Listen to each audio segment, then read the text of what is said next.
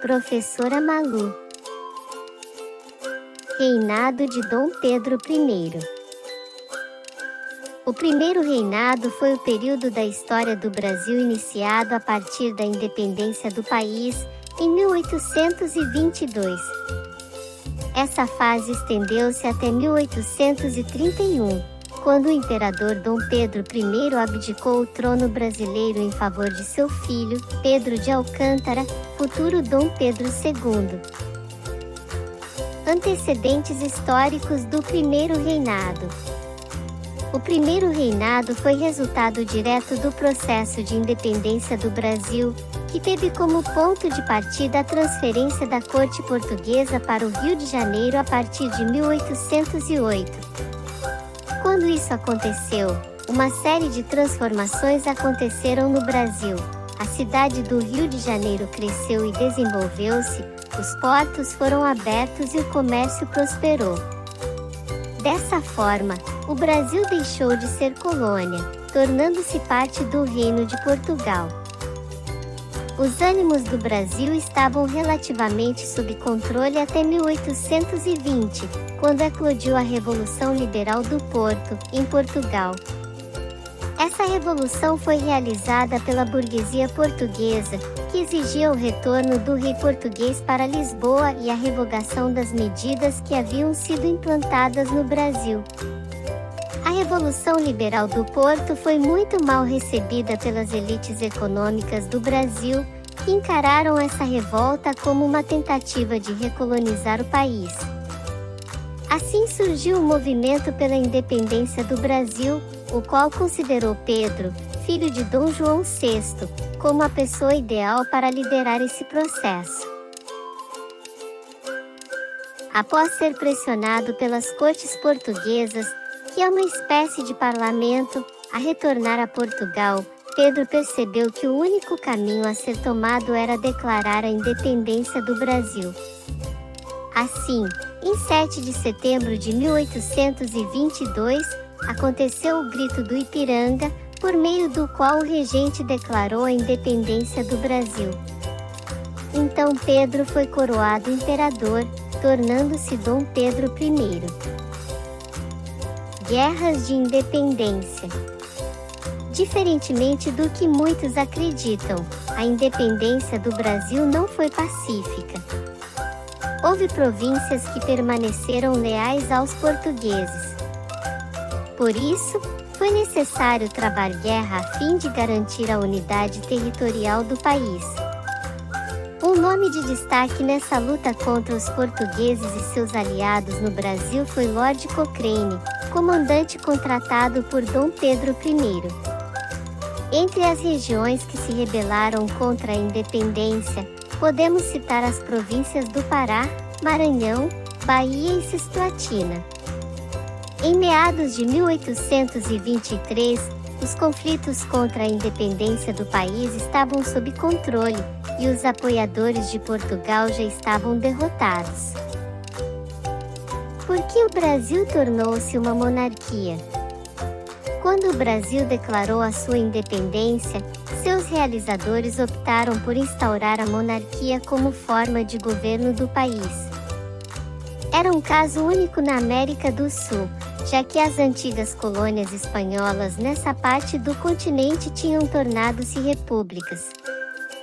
Na América Latina, além do Brasil, só o México transformou-se, durante um curto período de tempo, em uma monarquia.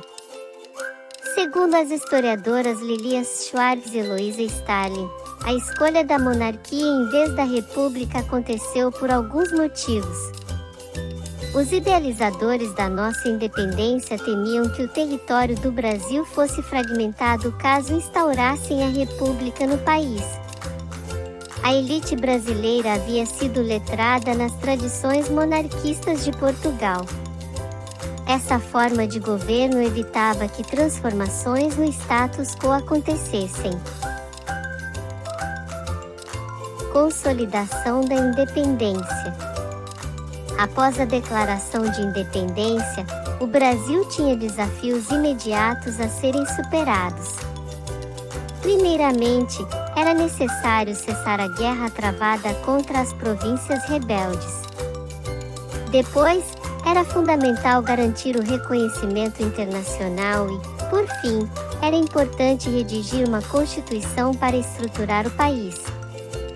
A princípio, as nações vizinhas relutaram em reconhecer a independência do Brasil pelo fato de o país ter se tornado uma monarquia.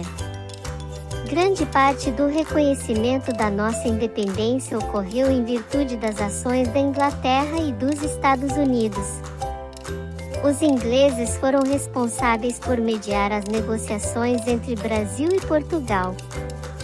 O reconhecimento da independência do Brasil pelos portugueses só ocorreu em 1825, mediante pagamento de indenização e com o compromisso firmado pelo Brasil de não incentivar a independência das colônias portuguesas na África. Constituição de 1824. Após a independência, a nova nação precisava de uma constituição. Para essa tarefa, era necessário formar uma Assembleia Constituinte, que deveria ser escolhida por meio de eleições. Os trabalhos da Constituinte iniciaram-se em maio de 1823 e foram marcados pelo atrito entre Dom Pedro I e as elites econômicas e políticas do Brasil. As discordâncias entre os parlamentares e Dom Pedro I ocorreram em decorrência da arbitrariedade e da autoridade do imperador nas tomadas de decisões. No caso da Constituição, os parlamentares defendiam a existência de maiores liberdades individuais e a limitação do poder real. Em contrapartida, Dom Pedro I queria poderes ilimitados para governar o Brasil. Como não concordava com os termos da Constituição elaborada pelos parlamentares, Dom Pedro I decidiu vetar o documento, que ficou conhecido como Constituição da Mandioca. Essa ação aconteceu em 12 de novembro de 1823 e foi acompanhada de um evento chamado Noite da Agonia. Nessa ocasião, Dom Pedro I ordenou que tropas cercassem e dissolvessem a Assembleia Nacional Constituinte. Nesse dia, vários parlamentares foram presos. Após esse episódio, uma nova Constituição começou a ser elaborada por uma comissão formada pelo imperador. Essa Constituição ficou pronta em 1824 e foi outorgada por ordem do imperador. O documento reafirmava que o Brasil seria uma monarquia e instituía ao imperador poderes absolutos sobre a nação. Para isso, foi criado o poder moderador, representado exclusivamente por Dom Pedro I. Foi determinada também nessa Constituição a imposição do voto censitário. Assim, só poderiam votar aqueles que tivessem renda anual acima de R$100.000. Como terminou o primeiro reinado? Os desgastes na relação de Dom Pedro I com grande parte da sociedade, em especial com certa elite política e econômica, fizeram com que o imperador renunciasse o trono em favor de seu filho, Pedro de Alcântara. Dessa forma, em 1831, o primeiro reinado chegou ao fim. Entre os eventos que contribuíram para fragilizar a posição do imperador, podemos citar como os de maior destaque: a dissolução da Assembleia Constituinte, a Confederação do Equador, a Guerra da Cisplatina, a Noite das Garrafadas. O governo de Dom Pedro I não era muito popular no Nordeste brasileiro, principalmente por causa do autoritarismo do imperador. Por isso, a região tornou-se foco de críticas ao império. Nesse contexto, dois nomes destacaram-se: Cipriano Barata e Joaquim do Amor Divino, Frei Caneca, que veiculavam suas críticas em jornais de circulação local. O principal foco de insatisfação era a província de Pernambuco, local historicamente marcado por tensões.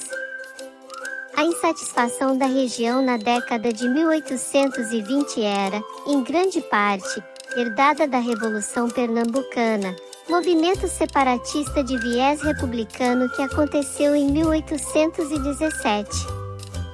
Os ideais republicanos, associados com a insatisfação com o imperador, levaram a uma nova rebelião, a Confederação do Equador. Essa revolta teve como estopim a dissolução da Assembleia Constituinte e a nomeação de um governador que não era desejado pela elite local.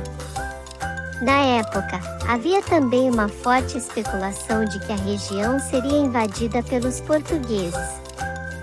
A junção de todos esses fatores, associados à memória viva da Revolução Pernambucana, fizeram a província rebelar-se. A Confederação do Equador iniciou-se em 2 de julho de 1824 em Recife, Pernambuco.